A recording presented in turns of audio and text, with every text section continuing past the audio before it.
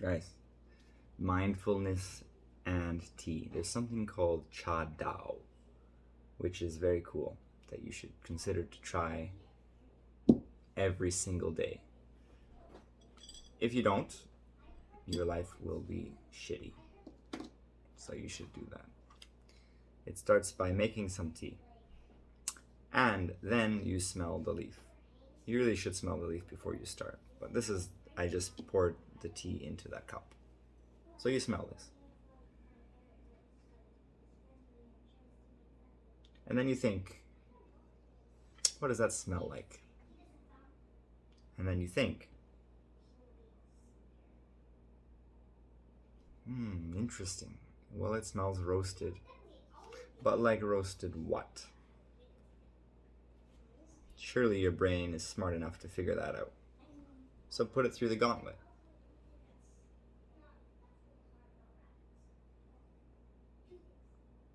Something meaty about it, but not really meat. Something fruity about it, but not really sweet.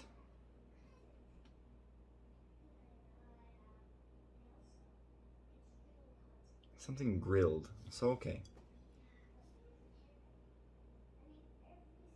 A fruit which is not sweet that is grilled.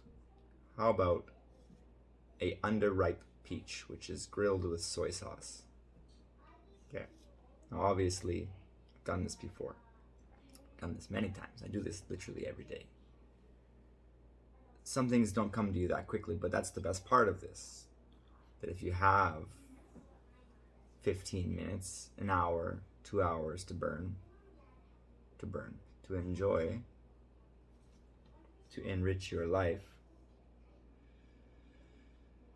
you sit there and you smell this until you can smell nothing else. You've basically taken all of the aroma puzzle pieces that your brain is going to give you and you've arranged them. Now, whatever this is, it makes sense to you. And you say, okay, cool. Now you move on to this. Here's another puzzle. Smells oily, smells fried.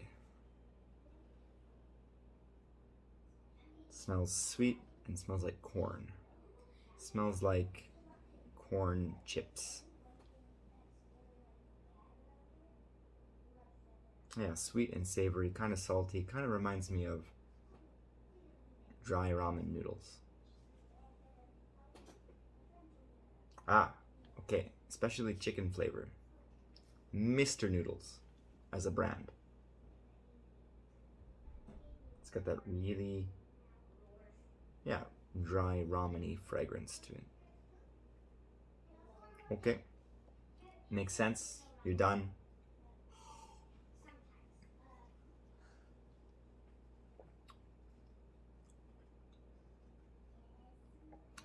Has a wheatiness to it. It is subtle, kind of like water, really. It's a little bit more than water, but it's really weak.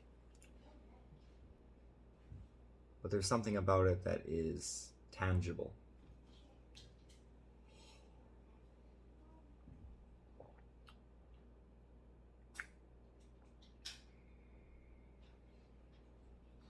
It's warm. Of course it's warm, it's hot water, but basically flavors can be hot or cold, and this is a hot flavor. Tea should be cold, that's the interesting thing. Tea is a cold herb. I think it should be cold. Cooling.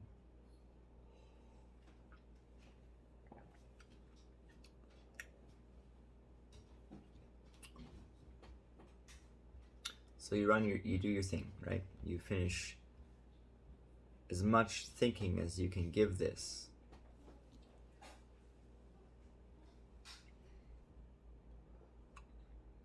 Now, okay, there's like a sourness that's in here too.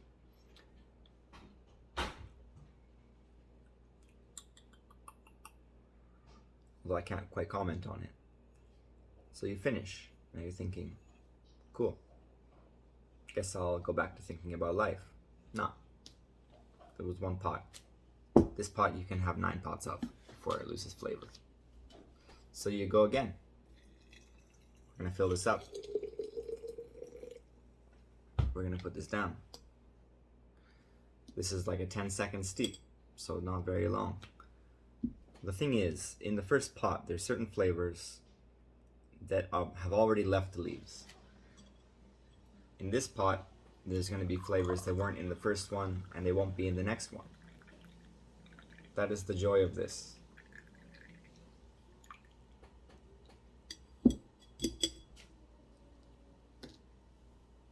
That if you have shit to do in your life that bothers you, take a break and do this instead. This is very relaxing. People color, some people read, some people listen to music, some people draw. You could add in this sort of sensory experience. Now, this does something that's a little bit different, I think, than, how do I put it? Different than drawing.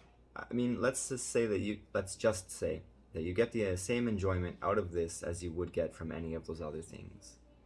But after you do this, you're going to reap the benefits of all of the caffeine, the theanine, the this and that maybe don't help you directly today, that might help your body someday in the future. I don't really care about that stuff because I'm still young and healthy.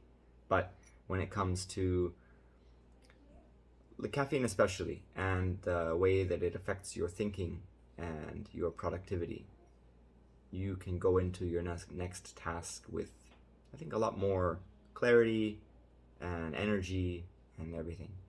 Just for the sake of, half an hour of your time? Depends on how long you're doing this for.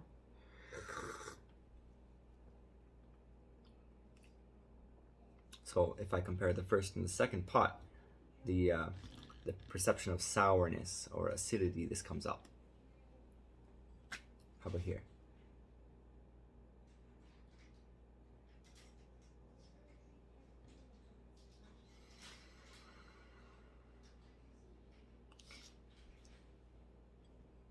How do I put it? You're walking down a street. The street is in the view the whole time.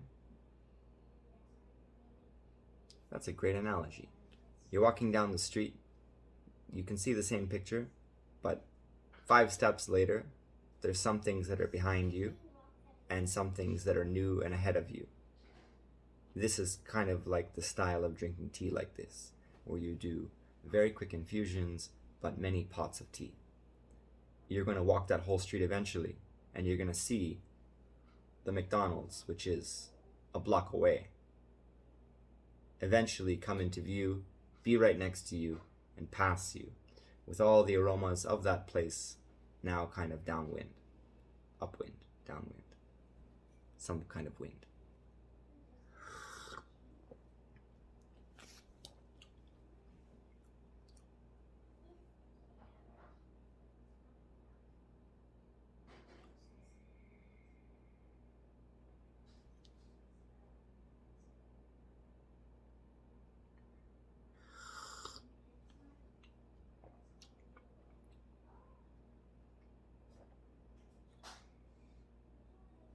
As a flavor sensation, I would say this type of tea does something really special.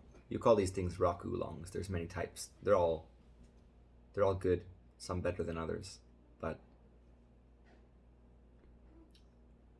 the astringency, the sourness, especially the perception of acidity, it gets between your teeth. It makes you really want to chew something.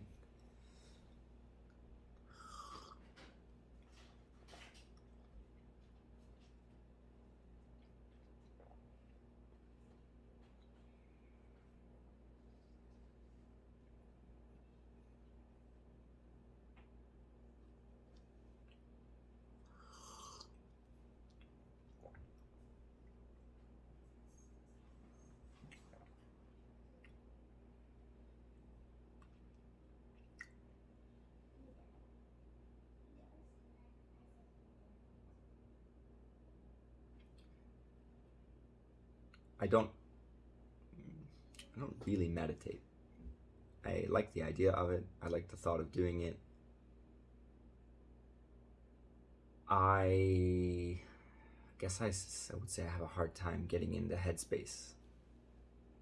It's hard to willingly sit there with absolutely no goal and just be thoughtless. It's romantic. It's beautiful. I like the idea, as I said. I just somehow I can't do it. I think though that while I can't do it without tea, I can certainly do it with. You, if you're not filming yourself, will go through these long periods where you sit there and you just kind of stare at this. And you're not thinking. You're just staring. And if you have better tea, then I guess the meditation basically comes into you'll think about nothing but the flavor and trying to figure out, again in that sort of puzzle analogy, where that piece goes. And you'll think of trying to build this imaginary puzzle out of what you smell. And that can take half an hour. It basically lasts as long as you have the tea.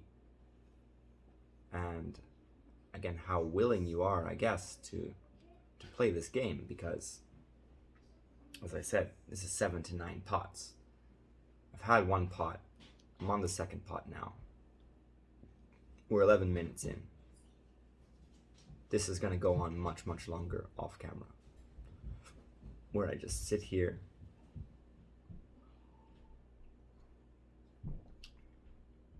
and think, or don't think, stare, feel. The better tools you have to help you along this process, I guess I would say, like, the easier it is to slip into this non-thinking phase.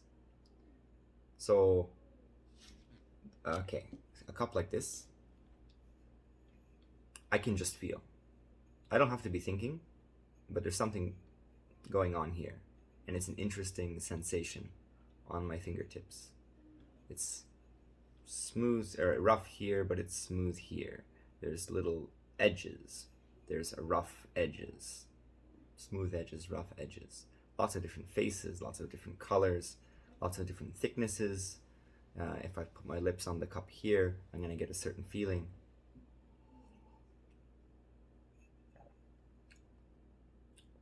But actually, I think I like it over here. And anyway, it's all subconscious. Like, you don't really think about, oh, I like the texture on my fingers. It's not like that. But you don't get that at all with this. This is cheap. You don't burn your fingers in case you're drinking extremely hot tea. There's nothing to feel. There's nothing to look at. It's lifeless. It's soulless. Whereas something like this is made by someone's hand, by someone's skill, by randomness of nature, where you're going to get drip marks like this and stuff like that. You can look inside, you can see the bubbles of the tea. You can't really see. Maybe you can see there. Bubbles of the tea clinging to the clay. Tea is soaking into it. It's finding little pockets to live. It's going to dry out in there. It's going to season the cup. And then eventually, this cup's going to have its own flavor. Just random things to think about that have nothing to do with whatever you have going on in life.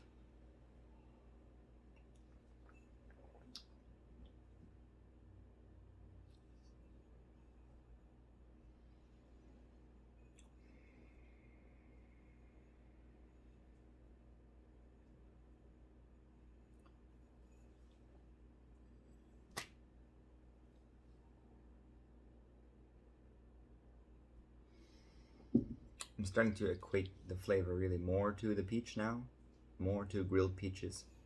And of course, you'd have to try grilled peaches before you really understand what that flavor is. Because it's not really peachy, frankly. It's really its own thing. It's tangy.